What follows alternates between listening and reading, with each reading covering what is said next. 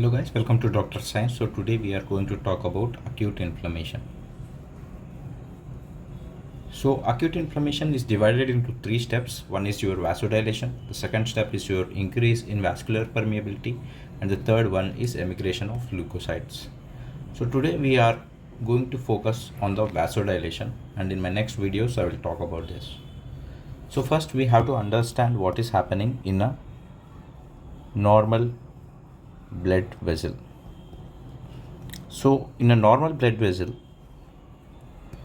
suppose this is a blood vessel. Let's draw a little bit big. So this is the blood vessel,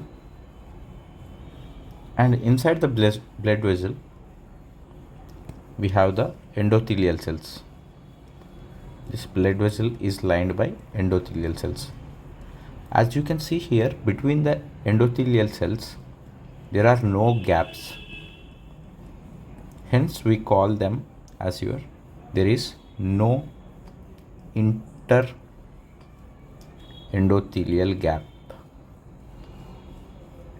Okay, not only that, suppose there is plasma and this plasma is moving from one end to the other end. Whenever the plasma is flowing through the blood vessel, it cannot enter the interstitium because there are no interendothelial gap. So this is the normal physiology of a blood vessel.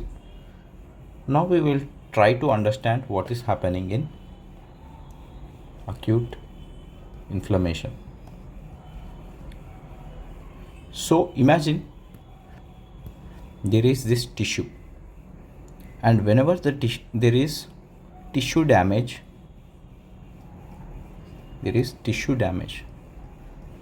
because of hypoxia or maybe due to bacteria which is producing a lot of toxins. Okay, all these conditions can cause tissue damage, and whenever there is tissue damage, they will produce substances such as your histamine or bradykinin.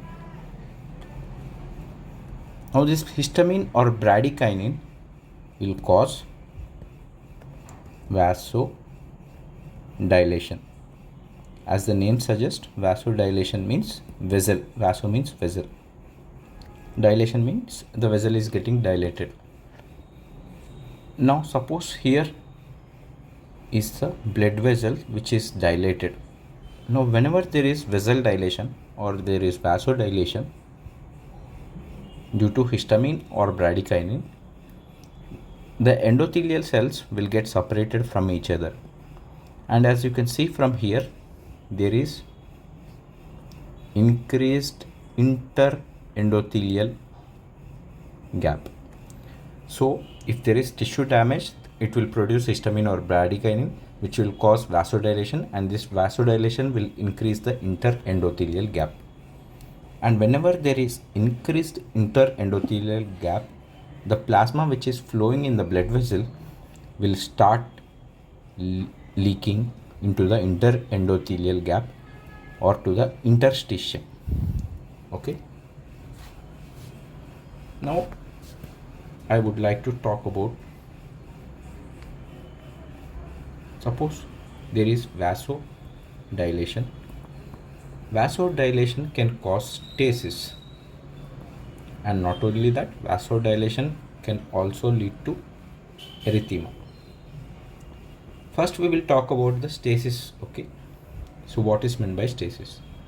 Once again we will talk.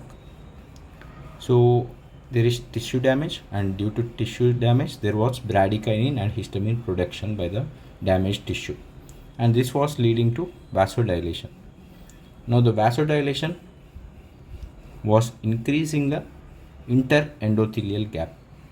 Whenever there is increase in interendothelial gap, the plasma which was flowing in a forward direction was leaking outside into the interstitium. Okay, now imagine there are cells in the blood vessels. These are the cells which were present in the blood vessels.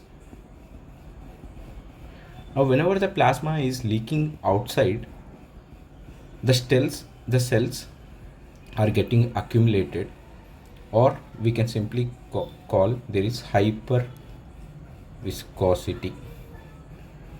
Hyper viscosity is nothing but congestion. Imagine there is a lot of traffic, and this traffic, during this high traffic, they will get sticky with each other. These cells will get sticky with each other, and this is called as your hyper viscosity or congestion. Now due to this congestion, there will be stasis. It means there is decreased flow. This is known as your stasis. Stasis is nothing but there is engorgement of small blood vessels with cells.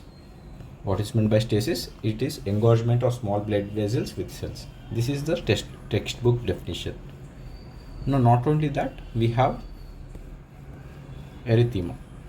Now, what is this erythema? Once again, so there was vasodilation due to tissue damage, right? Now, not only that, there was increase in interendothelial gap,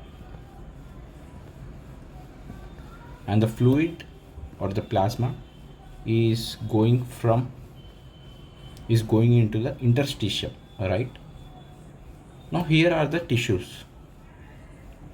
So whenever there is increase in interendothelial gap, the blood flow to the tissue, due to this increase in interendothelial gap, there is increased blood flow to the tissue, and this increased blood flow to the tissue will give a red appearance to the tissue. Hence, this is known as your erythema. Erythema means red appearance of the tissue. So again, vasodilation is causing stasis and erythema. Okay. So this is the first step that is happening in acute inflammation. Now I would like to talk briefly about the vascular permeability, and not only that, emigration of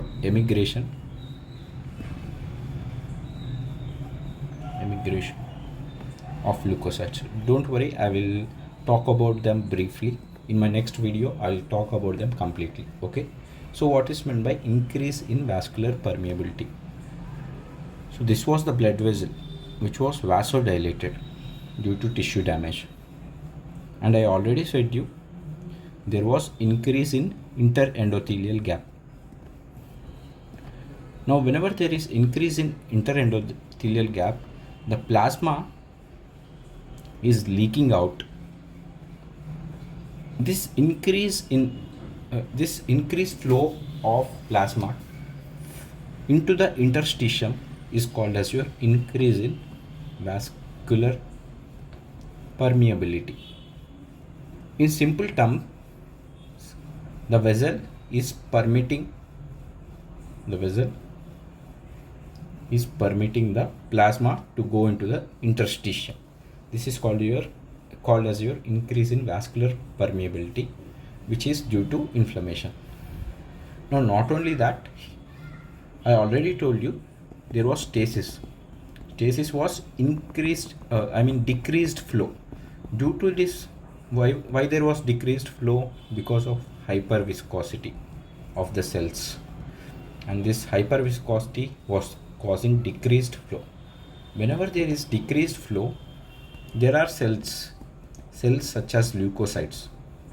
These leukocytes will eventually go and sit on the endothelium. Okay, the leukocytes will go and sit on the endothelium. I will draw it clearly here. This is the endothelium. So these were the leukocytes. Unfortunately, due to hyperviscosity, the leukocytes were not able to go forward, and due to stasis or hyperviscosity, the leukocytes were not able to go forward. Not only that, these endothelial cells